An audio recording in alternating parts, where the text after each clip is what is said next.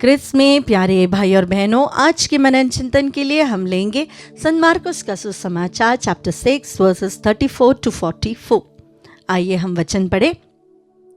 ईसा ने नाव से उतरकर एक विशाल जनसमूह देखा।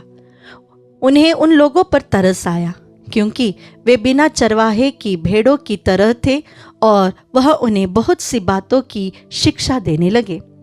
जब दिन ढलने लगा तो उनके शिष्य ने उनके पास आकर कहा, यह स्थान निर्जन है और दिन ढल चुका है। लोगों को विदा कीजिए, जिससे वे आसपास की बस्तियों और गांवों में जाकर खाने के लिए कुछ खरीद ले। ईसा ने उन्हें उत्तर दिया, तुम लोग ही उन्हें खाना दे दो। शिष्यों ने कहा, क्या हम जाकर 200 दिनार की रोटियां खरीद ले और उन्हें लोगों को खिला दे? ईसा ने पूछा, तुम्हारे पास कितनी रोटियां हैं? जाकर देखो। उन्होंने पता लगा कर कहा, 5 रोटियां और 2 मछलियां। इस पर ईसा ने सबको अलग अलग टोलियों में हरी घास पर बैठने का आदेश दिया। लोग 100 और 50 की टोलियों में बैठ गए। ईसा ने वे 5 रोटियां और 2 मछलियां ले ली और स्वर्ग की ओर आंखें उठाकर आशीष की प्रार्थना पड़ी। वे रोटियां तोड़ तोड़ कर अपने शिष्यों को देते गए ताकि वे लोगों को परोसते जाए। उन्होंने उन 2 मछलियों को भी सब में बांट दिया। सबों ने खाया और खाकर तृप्त हो गए। रोटियों और मछलियों के बचे हुए टुकड़ों से 12 टोकरे भर गए। रोटी खाने वाले पुरुष की संख्या 5000 थी। प्यारे भाई और बहनों, इस पूरे पैसेज में 2 वाक्य मुझे सबसे ज़्यादा पसंद है। वह यह है, ईसा ने जब विशाल जन समूह को देखा तो उनको उन पर तरस आया। इसका इंग्लिश वर्जन में ये ऐसा आएगा, he felt compassion for them. Compassion, दया, करुणा। उन्हें उन लोगों पर जो दुखी थे, जो बीमार थे, जो चंगाई पाना चाहते थे, जो वचन सुनना चाहते थे, जिन्होंने अपने सारे काम छोड़कर अपने जीवन में प्रभु के प्रेम का स्पर्श चाहते थे, उन पर तरस आया। He is a God who has compassion। एक ऐसा ईश्वर मेरा और आपका है जो हम पर तरस खाता है, कंपैशन दिखाता है। कई बार हमें ऐसा लगता है, उसे तो मुझ पर इतनी सी भी दया नहीं आई कि उसने मेरे ऊपर ऐसा डायलॉग मारा या उसने मेरे साथ ऐसा किया, उसके मन में इतनी सी भी प्रेम नहीं था। कितने डायलॉग्स हम कहते हैं। इन दिनों में किसी ने मुझसे कहा, सिस्टर विश्वास ही टूट गया, भरोसा ही टूट गया, इतना सा भी उसने मेरे बारे में नहीं सोचा। बाप बेटे के बारे में कहता है, बेटा बाप के बारे में कहता है, प्रेमी प्रेमिका के बारे में कहता है। हम सब चाहते हैं कि हमें लोग समझे, और वह समझ जब हमें नहीं मिलती, वो एक्सेप्टेंस जब हमें नहीं मिलती, तो हम निराश हो जाते हैं। हम चाहते हैं कि हमें समझने वाला, हमें प्रेम करने वाला, हमें एक्सेप्ट करने वाला कोई हमारे साथ हो। और यहाँ पर प्रभु कहते हैं, प्रभु तुम पर, मुझ पर कंपैशनेट है।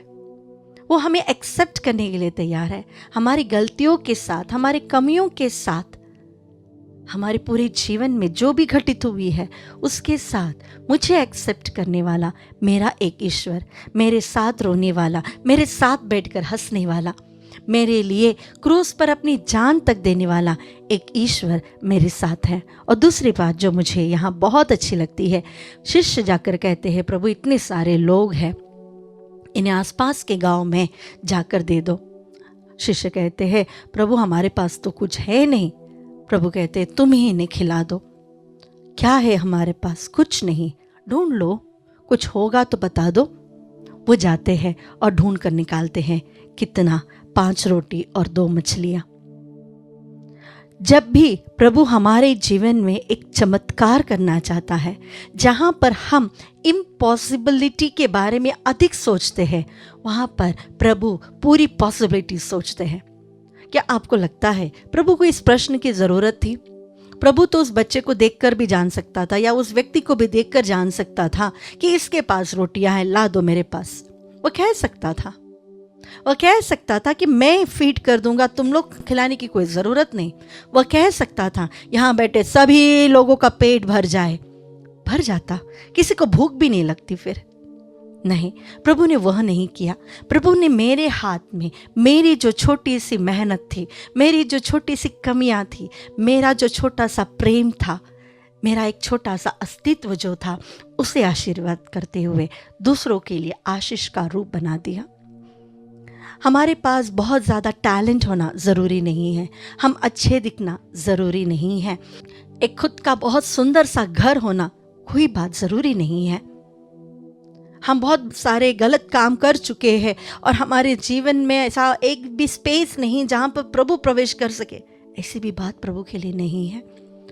हम जैसे हैं, अगर हम अपनी जीवन को प्रभु को समर्पित करें, हमारी इम्पॉसिबिलिटीज में भी प्रभु का कार्य सबसे अधिक महिमान्वित होता है। इसीलिए ही संत पौलुस से प्रभु कहते हैं कि तुम्हारी दुर्बलताओं में ही मेरा सामर्थ्य प्रकट होता है। हमारी कमियों में ही हमारा प्रभु कार्य करता है। हमारे पास जो कुछ है, छोटा सा भी हो, हमें प्रभु को समर्पित करना चाहिए, प्रभु उसे आशीषित करेगा। ऐसे कई लोग हैं जो टाइट्स नहीं देते या दशमांश नहीं देते हैं। आप लोगों से कहना चाहूँगी, आत्मदर्शन परिवार कोविड के समय से आज तक हमें जो मिलता है उसमें से एक बड़ा हिस्सा दशमांश के रूप में देता है। अभी भी हम करते आ रहे हैं। कोविड के समय में उस साहचर्य को देखते हुए, वहाँ की ज़रूरतों को देखते हुए हमने आत्मदर्शन में फादर आनंद ने ये बात शुरू की थी, लेकिन आज भी आत्मदर्शन ये कार्य करते जा रहा है। ये हमारे पास प्रभु ने दिया हुआ छोटा चीज़ प्रभु आशीषित करता है। इसीलिए ही शायद दीपावली और क्रिसमस के समय फीडे फैमिली में करीबन 500 पैकेट्स हम डिलीवर कर सके। ये प्रभु की महिमा है। उसने हमारे छोटे से कार्य को आशीषित किया और हजारों में, लाखों में बांट दिया। प्यारे भाई और बहनों, आपके पास जो कुछ भी है, छोटा सा भी क्यों ना हो, उसे प्रभु को समर्पित करें।